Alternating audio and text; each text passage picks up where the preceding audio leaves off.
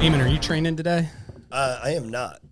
Day off today? Day off, yes. So today was Breakfast Club morning. So DK yeah, Diner, DK Diner. Gut Buster. Yeah, ate a lot of greasy food and then had to change my clothes before I came in because I stunk.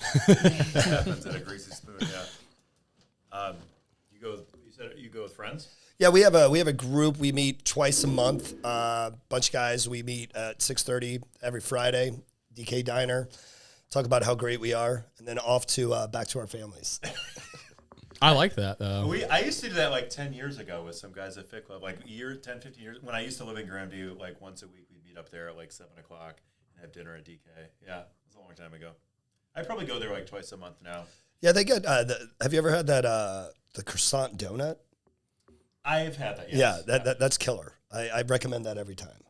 I usually go, the breakfast tacos are good. The burrito's good. I like that. Can't go wrong with the donuts there, though. I like a good breakfast spot. I haven't been there in a long time. I've been there before. I've never been Yeah, there. it's good. It's like 3 blocks from mine. I know. Well, it's a good thing then, because Yeah. it'll pull you in. Yeah.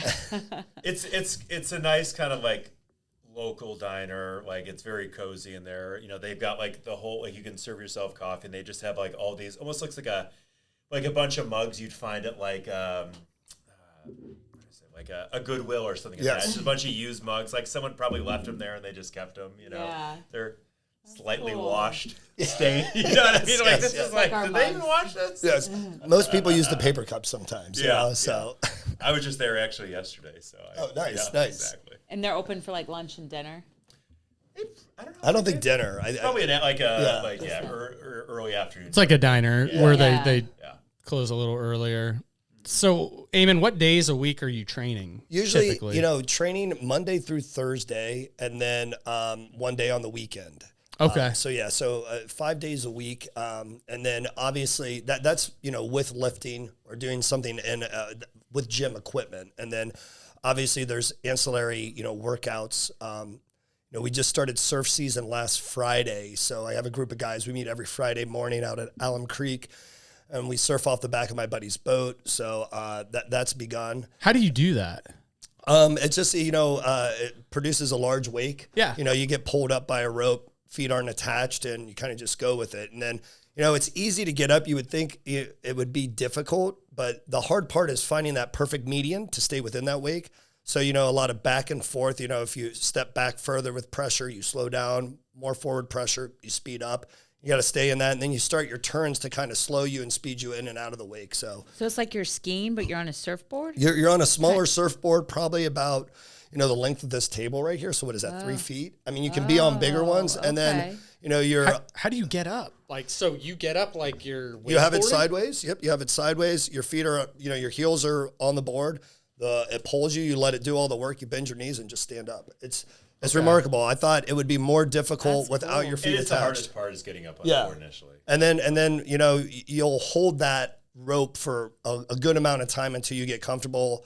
And then the best part is when you can finally throw the rope to the boat, and then you're just at the back of the boat, just on the board in the wave. Surfing the wave. Yeah. Wow.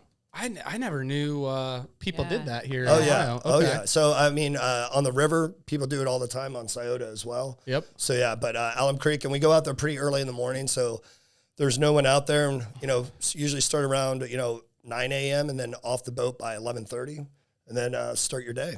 Wow.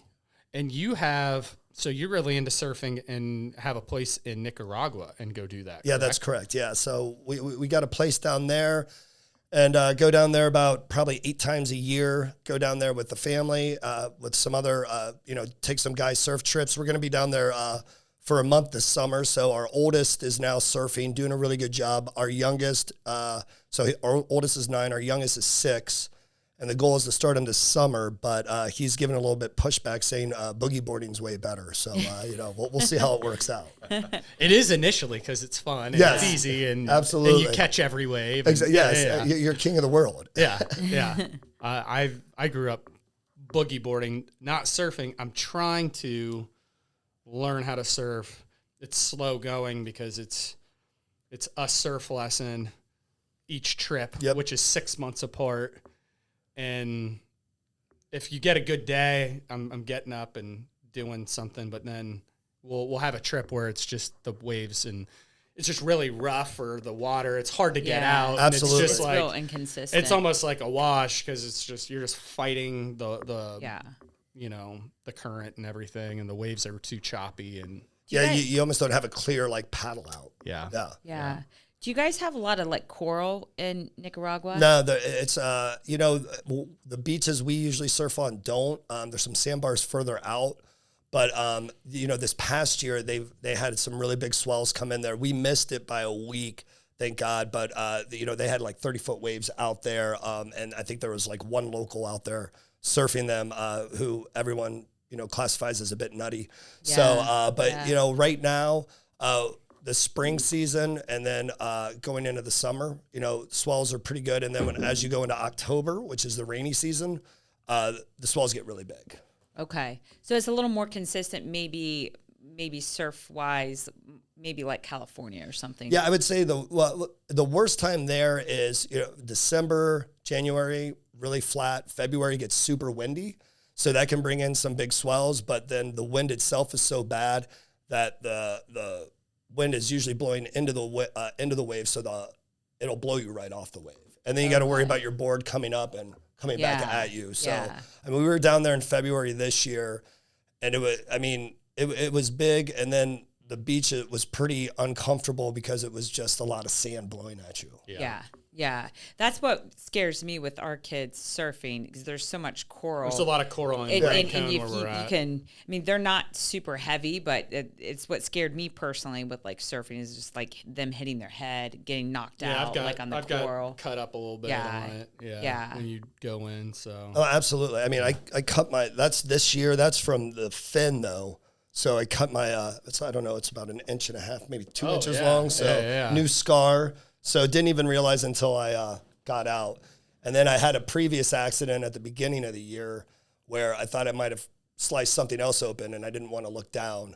And then luckily I didn't see any blood, so that was a good thing too. I got flipped over and rode the surfboard the wrong way backwards. So. Oh, God. How long have you been surfing for? I mean, now it's been about 1.5 years, but I lived in Southern California for a very small time. Learned there, left, and then probably took about, I'd say 20 years off. So this is a newer hobby where you've just really dove in and got really into it. Dove in. It's something I've wanted my boys to do. We're a big family of lifetime sports, so we're a big skiing family. Yep. We're a big tennis family, and now we're moving into becoming a big surfing family. My wife sits on the beach when we surf, but she will get out on the snow with us. So, but they're independent sports that you can do as a family, but a lot of real-time decision-making, which I think is really important for children, and a kind of a more unstructured environment, which I think allows them to grow and think a little bit faster. Yep. Well, they're lifetime sports too. I mean, you're not gonna play a lot of football out of high school, Exactly. but you can surf and enjoy that.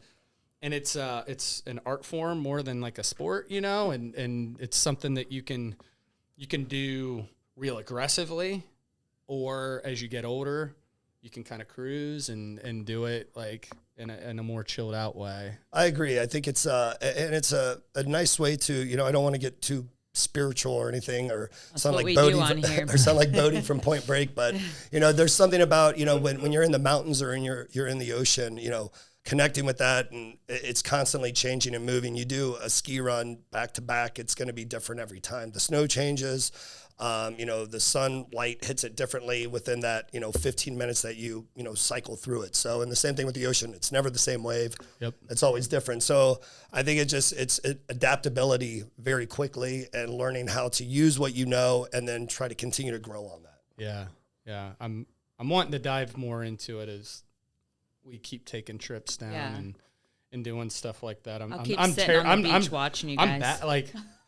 It's tough for me. I'm not very good at it, so it's going to take some time for me to really. Yeah, but you guys are getting it. I mean, the kids are really getting into it. And Charlotte's 6, and she's starting to get she's pretty athletic, and she's competitive with Oscar. So it's like those two kind of go at it. And it probably helps. She's a girl, he's a guy. So it'd be tough, like two boys, maybe, having an older brother for your younger. But she's good because she's so light. And then if she falls, it's like kind of not a big deal. It's just like, oh, like the bigger you are when you fall, it hurts. Big time. So Big time. is it the way you guys are set up at your place? Can you just, how far are you guys from it? We're about, I mean, by road, we'll take a UTV down there. Yep. So we're maybe a 10 to 12 minute UTV ride on dirt roads, which is really nice. And so it makes it simple. And then there's about 4 surf spots in a line based off of, and the swells are always different at each one. So depending on what we're looking to do that day, we can pick and choose. And I would say the furthest one is maybe, a 25-minute UTV ride. Okay. So, I mean, the nice thing about being down there is you can still take a UTV out on a highway, and there's not a lot of police pulling you over. Sure. So, I mean, when you have families with 4 people on a dirt bike, they kind of let the auto rules bend a little bit. So. Yeah, it's kind of anything. What took you guys down there to begin with? Like, you guys were on a vacation and you liked it. And... We were in Costa Rica over Christmas break, and we were talking to a gentleman down there that worked for the resort we were at. And I just asked him, I said, Freddie, where do you guys vacation down here? Do you guys go to a different part of Costa Rica? Do you go to other places in Central America? And he was like, well, we go to Nicaragua. We just like it. It's about half the cost of Costa Rica. And I looked over to my wife. I said, hey, Katie, spring break's coming up. Let's find a place in Nicaragua to go check out. And so Katie's quite the sleuth on the internet. She's better than me, at least. And she found these 2 different resorts. And one was more golf oriented, and I don't golf. And the other one, wasn't. So we picked that one. And when we went down there, we just fell in love with it. I mean, it's a pretty isolated area. It's an area where you can go, relax, get away from people. I mean, a lot of times you feel like you're the only person there, which is really nice. And it's kind of something I was looking for in life where, with all the craziness in life, we can go somewhere and really disconnect from, we go down there, you don't really know what's going on in the world as far as news unless you're really going to dig into it, because we don't have cable where we're watching it. It's more just family time and personal time, and really trying to, de-stress and unload and come back feeling recharged. So it was kind of checked a lot of boxes. I always wanted to find a place, in another country. And we fell in love with it. And then we went through that whole thing of, okay, is this, just because we're excited about it, should we do this? And, we thought about it for a long time, went back one time without the kids, went down there, tried to convince ourselves not to do it.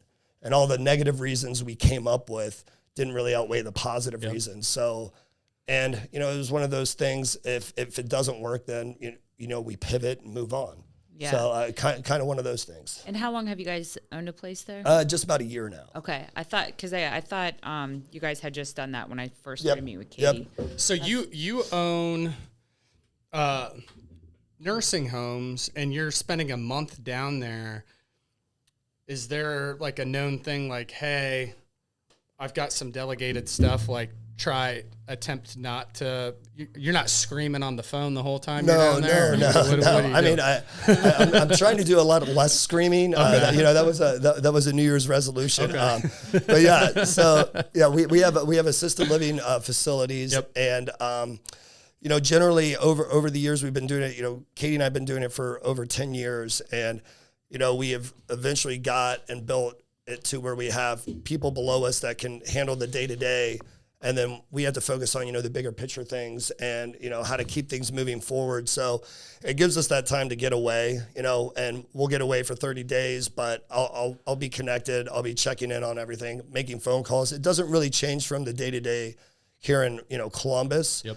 But I think sometimes it can be a little bit more stressful when you leave because you feel like, oh, if I was there, like at home, I could fix this problem easier, which isn't true. Sure. So it's currently now working through that, like, hey, how to, be more relaxed, at our second home and still do our day-to-day business. I understand what you mean. Where you feel, Well, you're not as engaged in, say, you're surfing or the things you want to do there. So if you're at home, you're a little more in your home routine. Correct. Yeah. It's like one of those things. If I'm sitting in my office at home, I feel like I have more control, but technically I have the same amount of control no matter what. Like you're not going to drive up to Cleveland, Yeah, and solve a problem in an hour. Exactly. Yeah. I'm going to solve it faster, just sitting, talking to my team members, figuring out a solution. Yeah. And what I've realized too, and I'm sure you guys have realized this over the years, we consume ourselves sometimes with a problem, but we start to realize, okay, this problem, it can't be fixed immediately. It's going to take a few days or a week or a month to shake out, but we're making the right moves right now to do that. Yeah. And I think once you come to that decision, it makes things a little bit easier to consume. Yep. Bad news, that is. But, today being Friday, I won't receive any bad news because we have a company policy that's no bad news Friday. Okay, So, I like that. So I mean, it's your problem to deal with. Yeah, I Don't like ruin that my too. weekend. I've had my Right. weekends ruined long enough. So Unless it's water damage, right, that Brandon? global rule? I Brandon's always like, say that. I water say damage. I always say that. I'm like, two things that you're never bothering me with is water or fire damage. I'm Yes. like, call me and get a hold of me. I'll be there immediately if water's pouring. in absolutely, somewhere. absolutely. I'm okay with water damage anytime. When you're in Nicaragua, do you have a focused like weights and stuff like that you're doing still? Yeah. So we have a set of from I think it's 5 to 55 dumbbells down there. Cool. So we do that, and so Katie and I usually have a morning routine. We try to keep it consistent with what we would be doing back in Columbus. Yep. And then depending on when the swells are coming in, that's when I'll go surfing with my oldest, and we'll kind of figure that out. And then usually Katie will come down to the beach with our youngest, or they'll go on their own adventure. Okay. And then there's a lot of mountain biking trails there too, and I used to be a pretty big mountain biker, so I'm slowly trying to get back into that. So I've ridden down there once. It was great. They have about 35 miles of mountain bike trails all the way from green to double blacks there.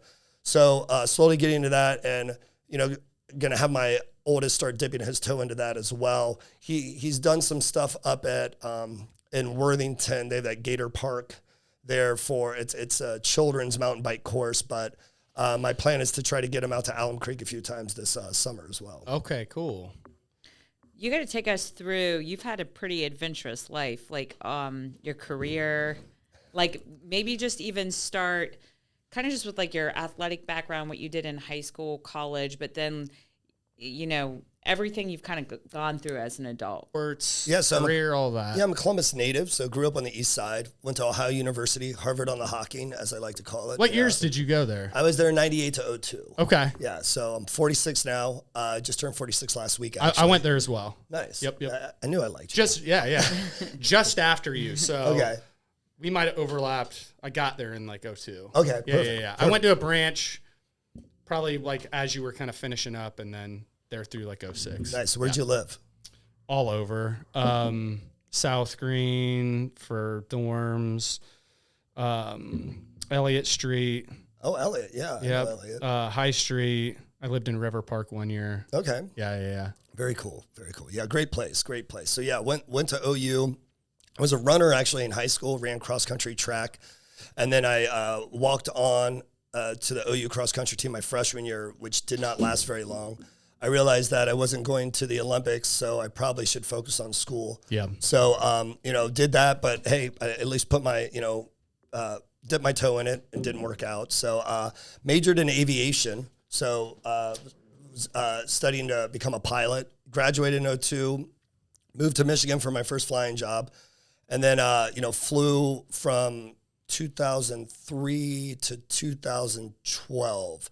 I flew corporate aviation, company, flew for NetJets briefly.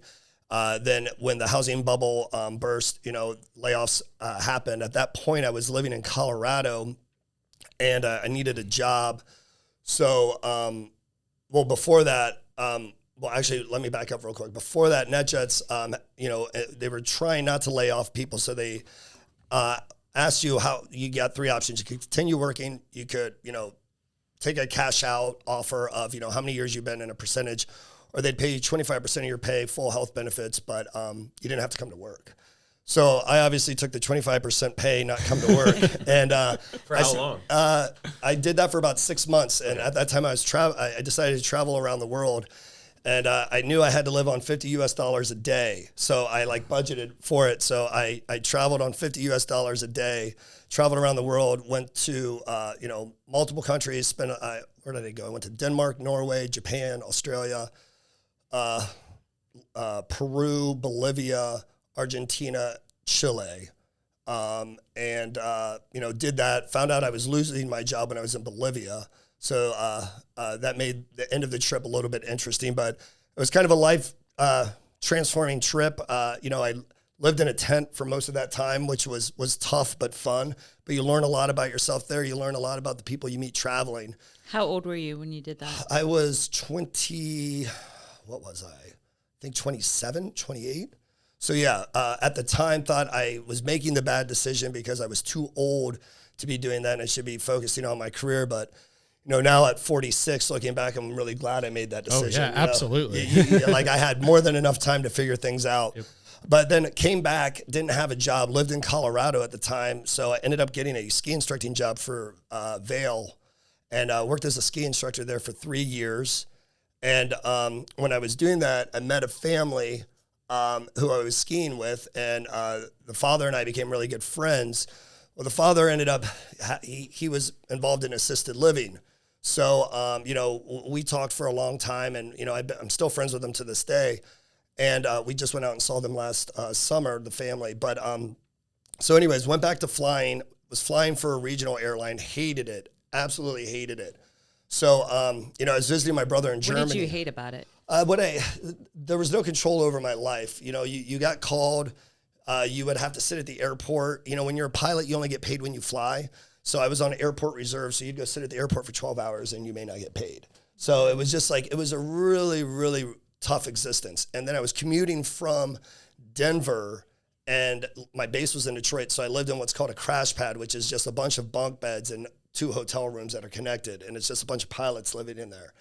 And I can tell you one thing, you want to be with a ton of negative people, talk about a bunch of pilots in a crash pad. I mean, no one's happy. So everyone's always complaining about, the work environment and everything.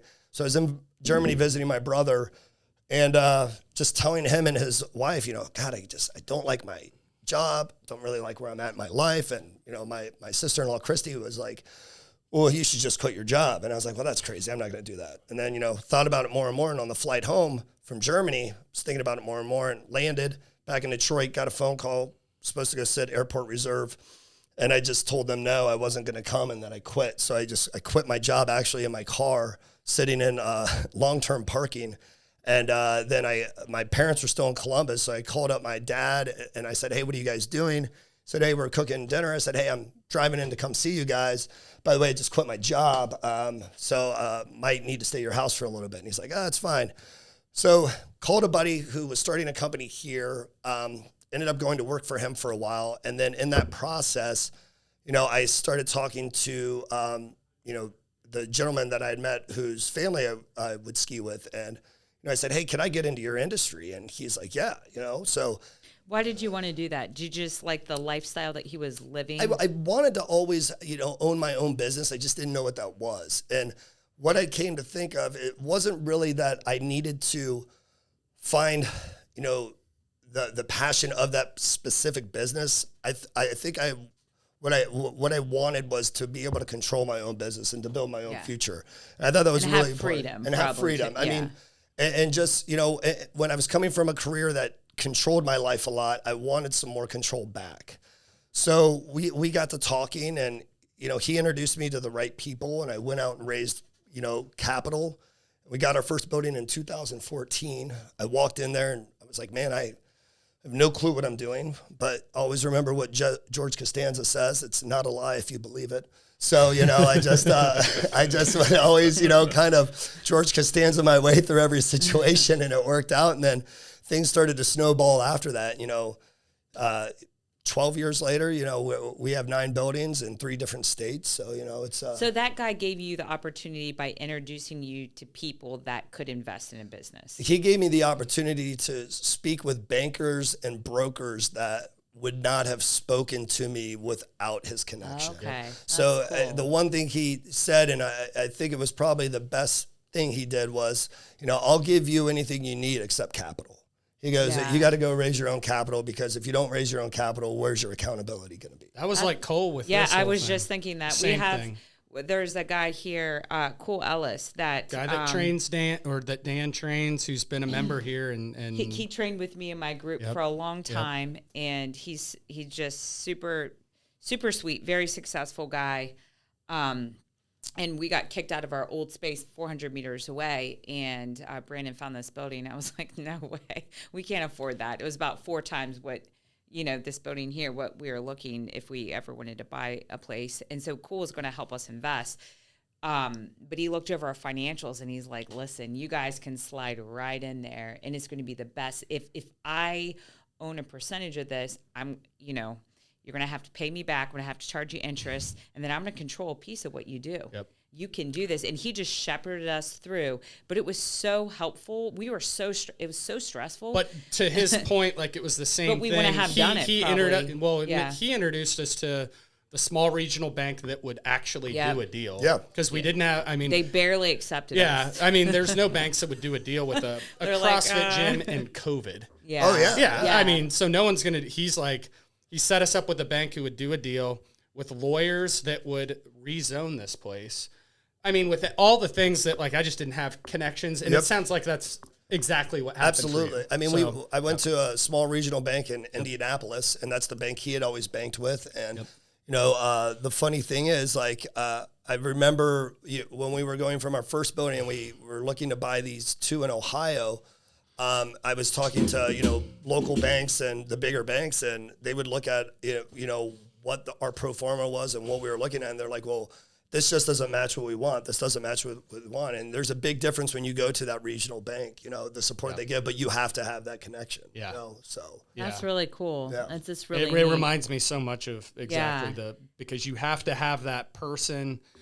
It takes a team, and like, no one is completely self-made in that way. Like, I've seen, I don't know if you've heard the story of, like, George Clooney, where he went and gave, I don't know, like a dozen people like a briefcase with $1 million. Have you heard that story? I haven't. So it was, I don't know, so somewhere in the last 10 years, it was all these people that he had, like, either crashed on their couch, someone who gave him a break, all in his earlier part of his career when he was young. And he's like, I'm, you know, the most blessed person ever. And he's like, I would have just been like a million other people that I know without, like, it was like these 12 people. And he either invited them all to his house, or he made separate trips, and he had a briefcase with $1 million in cash, so they didn't have to pay any taxes on it. Oh, wow. And gave each person $1 million in cash. Eamon's like, now I have to do that. But it was really I'm thinking I need to let George Clooney stay on my couch. no, but it was really cool because he did it in a way that, like, he ate all the, you know, like, they weren't going to have to, like, you know, have any tax implication by it. And, you know, he wanted nothing from it except to, like, thank them. He's like, before these people start dying or I die, I want to do this. And he's like, this is what makes me feel really good. cool. It I like was that. It was really cool. You can Google it and read the story. Yeah. I can't remember it perfectly, but it was Yeah. somewhere around a dozen people that he's like, I'm doing this. And People just never realize, I mean, the small things that they're doing for you, how much it impacts you, Yeah. you know. And 100%. And I'm sure he's probably served, is he still like a mentor?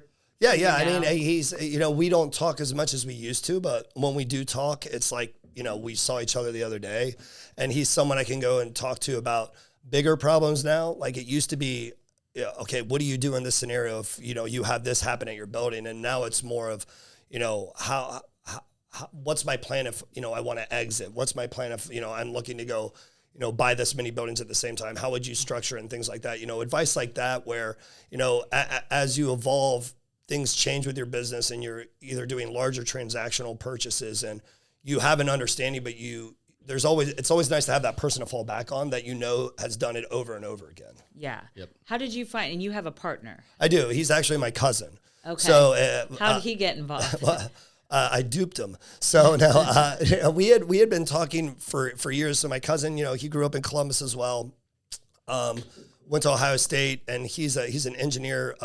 That's what he studied. And Brent's really, really good with systems and math and backroom stuff. And he was working out in Dayton at the time, working for these home health care companies, streamlining their businesses because they're selling off and just fixing up the back room. I was having some trouble with some scheduling things at one of my buildings, and I was talking to him about it. And he's like, "Oh, this is what I do all the time, blah, blah, blah. I can help you with that." I was like, "Well, dude, you have your own job. I'm not going to make you do that, but, put it in the back of my mind." And then every time we got together, because we've always been very close, we would talk more and more about it. And then we had an opportunity that Katie and I were looking at a new building, and I said, "Hey, we're going to go see if Brent wants to partner up with us." And then, I approached Brent. He was all in. And the beautiful thing about it is we really did a big pivot when he came on board, because he helped, me see the bigger piece, because he came from the corporate world and, worked with these larger corporations and the structure of how they were built. And I was more of a mom and pop at the time. So we kind of took the mom and pop and that big corporate side, and we merged them together. And like managing people and kind of having teams in place. Teams in place and more systems. Like, okay, this is how we need to run our scheduling, because we can't just throw people at a problem. We have to look at it systematically. We have to have the right data, and then we have to interpret that data correctly. And he's a very analytical person, so he really brought that big piece that I really could never figure out. It's just not in my wheelhouse. I'm more of the front line, dealing with personalities, dealing with people, dealing with putting out fires. So he was more of the long-term planning. Hey, if we do this, this, and this, we're going to see this result down the line. I was more, hey, there's a fire going on right now. Let me throw some water on it. I'll extinguish that, and we'll keep moving forward. So it's been a really good marriage, and that was the big thing. I always knew I needed a partner. But I didn't need another Eamon. I needed someone else. Just to balance you. Yeah, I mean, because there's no sense in having, you don't want two quarterbacks. Yep. Yeah. And you don't want two centers. You don't need the same thing to be reproduced. So it's been good, and we've been going strong for a long time. And, I think it's pretty awesome that he put his trust into, what I was telling him we could do. And he left a very lucrative career to, come partner up with me, and it's been paying off very well. How long have you been in this industry total, and how long has he been? I've been in for 12 years, and he's been with me since 22. Okay. So yeah, it's kind of funny. When we partnered up, we got a building, and then it was just this snowball of all these buildings came up for sale that were, really at a good value. So we went on a buying spree, and we bought up a lot of buildings at that time, which was good because there's no way I could have done that by myself or managed it by myself. Do you think that was connected So you to scaled a lot in those 4 years. We did. We scaled big time. Do you think that was connected to COVID because it was on the heels Yeah, of COVID? 100%. I mean, a lot of them were, big companies that were shelling off what they thought as a bad asset. Because, our whole model is we go in, we buy underperforming businesses, and we turn them around. Okay. So we don't want to buy something that's doing great. It doesn't, there's no upside for us, and we do have outside investors, and there's no upside for our investors. Yep. So we have to balance that. So we go into a building that's, 40 to 60% occupied that, has a lot of problems that we know how to fix them. And then we come in with our system and do an entire flip. Okay. So yeah. Are you buying assisted living or just buildings that are a shell of something else? So we generally try to buy an existing assisted living business, but we have bought independent living before and then flipped it into assisted living. Okay. When we did one of those, when we first did that, we were like, this is going to be really easy. It was a lot harder than we thought. We had a lot of ups and downs, but we know how to do that process now. So we're really open to that. Okay. Usually it's just some licensing things you have to change, and I won't bore you with that, but sure. Yeah, that's generally what we're looking for. But we stay away from like skilled nursing or nursing homes. It's a whole nother beast. It's a whole nother set of regulatory environments that we don't want to deal with. Sure. That makes sense. Okay, Yeah. very wow, cool. that is really neat. And That's like fast. Yeah. I mean, 12 years. And, Yeah. And then the 4 years is where it sounds like it's really ramped Yeah, up. it was really rampant, and it was a wild time. Health kind of slipped then, and a lot of stress, a lot of no sleeping, a lot of trying to work out, but also burning the end at both. Burning the candle at both ends. Sure. Ended up hospitalizing myself through it. Got walking pneumonia. So that was kind when of. was that? That was in 2023, I believe. Yeah, 2023. So yeah, it was the first time I realized how you can really wear your body down if you're not taking care of it. And I've hit this point in my life where I need to start taking care of myself more. Yeah. Because it was the first time I'd ever been hospitalized for anything other than like, hey, I'm going in for surgery, or I broke my finger. Yeah. It was like my entire right lung was full of fluid. I didn't even realize it. So, I mean, and I had it probably for about 4 or 5 months. Were you just not sleeping and you just had so many deals going on? I wasn't sleeping. I was getting sick constantly. So I was just like popping Dayquil and NyQuil. And I remember I had gotten up and I was going to go, I was getting in the shower. We were driving to Indianapolis. I was meeting Brent lives in New York. I was meeting him in Indy. And we were meeting our bankers to finalize the loan for these 5 buildings we were buying. And I was standing in the shower and I kept bending over and I was like getting really dizzy. And then I got out and I started coughing up blood. And so I called Katie and she was playing tennis. I was like, hey, I'm coughing up blood, but I don't think you need to worry. Go ahead and just finish playing tennis. And then, you'll come get me. And she's like, what are you talking about? So she hangs up, she runs home, she gets home. And I'm like, hey, it's not really red now. It's more of like a light pink. So I think I'm fine. I don't think I need to go to the hospital. And she's like, whatever, get in the car. She took me to the hospital. I got in there. I had like my heart rate was like at 210. Oh, God. So it had gotten caught up in this like bad rhythm. Jeez. So they had to take me in the back. They had to shock me, and they didn't tell her that was happening. So they shocked me in front of her. So I think she had a worse experience with that than I did. Wow. And then, I was hospitalized for 2 days.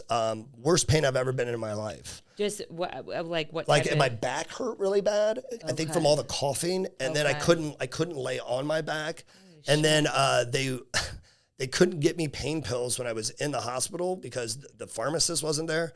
So then every time I would throw up, I was like throwing up blood, and I was like, I'm gonna die in this hospital alone, like in this newly painted hospital room because they just painted it, and I'm gonna die in here. I was like, this is the end. This is how I'm gonna go out.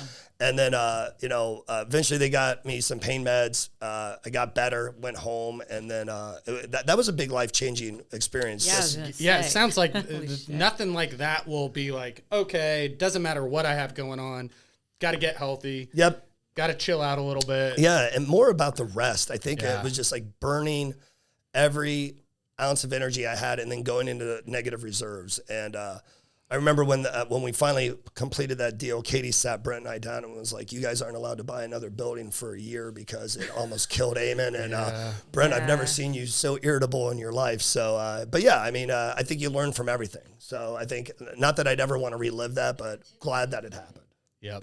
Wow. Yeah. Can't cook that hard for that. Right. No, not at all. Not at all. And I'd say you're probably on like medium high right now. Yeah, medium high. Thanks to Kate. I'd love to see like low medium. She's trying to turn down the heat. I'm like, whatever you're doing, take off like 35% of your plate. She mentioned something to me the other day, just like something you had set up in your day that was like just extra stuff. Yes. Like he just needs to cool out on that. Yes, as she told me, I was like, well, I had to cancel this and this, and she's like, you don't need to be Mozart or the next Picasso. Like, just like enjoy your life and relax. And I was like, I guess you're right. I don't need to take on all these other, hobbies and quotations to only appease myself. I mean, which is important, but you gotta, sit back and, be in the moment and not be going 24/7. And I can thank Kate for that, for at least bringing that to the forefront of me realizing it. That's the first step. Now the execution on my part's the second step. It's tough. So I left, we had our last meeting yesterday, and you're going to go off on your own for a while now, maybe indefinitely. And you've executed so well on all the workouts, the diet, like you consume information, you execute. I mean, you've been so successful in life. But here's the thing that I love to talk to people like you about, because it's a thing that I struggle with too. It's like the thing that drives you to success now torments you. Yeah. 100%. So how do you learn to let go of that? So I've talked about this intuitive healer that I've seen. We've had her on here once, Jessica, and I went to see her yesterday, and I called Brandon right afterwards. I was with her for almost 2 hours, and I usually talk a lot in there, which usually is good for me, but I was so tired yesterday. I was like, okay, I'm just shut up. And I went into this deep, deep meditative state. And I've done a medicine journey before, and I would say it's very similar to that, although there was no medicine. I was just like in my thoughts, almost like just a deep meditation. But I was watching myself die. I actually had like tubes in my mouth. And I wasn't asleep, but it's like I got this vision. And I was struggling. When I came out of this, I was like, did you see me? Could you feel me? Like, was I moving? She's like, yeah, you were kind of like, ugh. And I was wrestling. I couldn't breathe. But I knew the whole time it was like, it was symbolic of letting parts of me die, and I have to it's like, I can feel it in every part of my body. I have to let these parts of me die to be peaceful. It's the next step. It's like a shedding.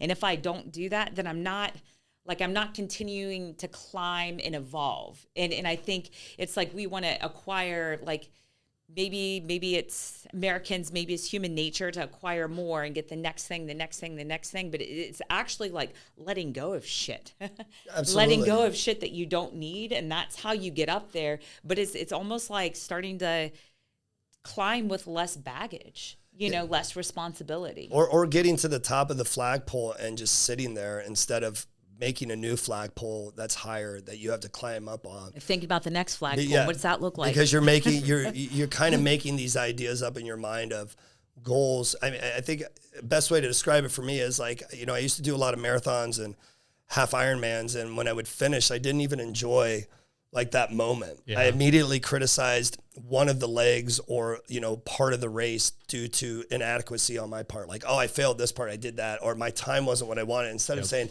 hey, you spent 16, 18 weeks training this. You were away from your family. Like, take a deep breath, enjoy it, and don't think about moving on to your next race. And I think, my doctor told me, once your hobby starts to feel like work, it's no longer a hobby. Yeah. And I think there's a lot of power to that.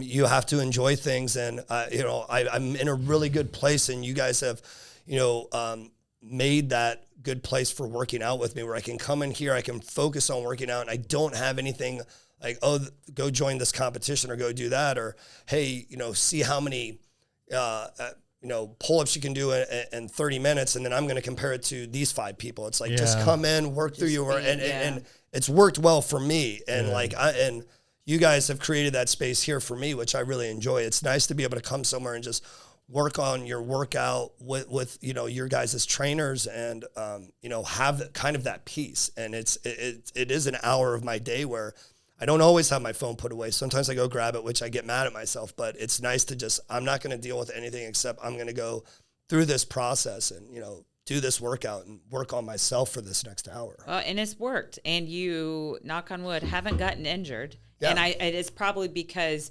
you're taking this time now to not push like you had in every other category. It's always like, hey, I did this today. It used to be I did this many pull-ups, and it's like, okay, but I guess who really cares? And does it even matter for you? Yeah. Like, other than your back, which is killing you because you probably got tired and started pulling yourself up in an incorrect way. So I think as Katie and I always joke around, it's like, we courted your guys' gym for a long time before we decided to make a commitment to it. And I think that was the right move, because it really did make us feel, okay, this is a good place to, call, a secondary home, because it's easy to, join somewhere right away and, get burnt out on it. And I think we slowly found when we started coming here and dipping our toe at CrossFit Grandview was, okay, where's going to be our place here? Is it going to be on the CrossFit side? Is it going to be on, the rev side? Is it going to be on the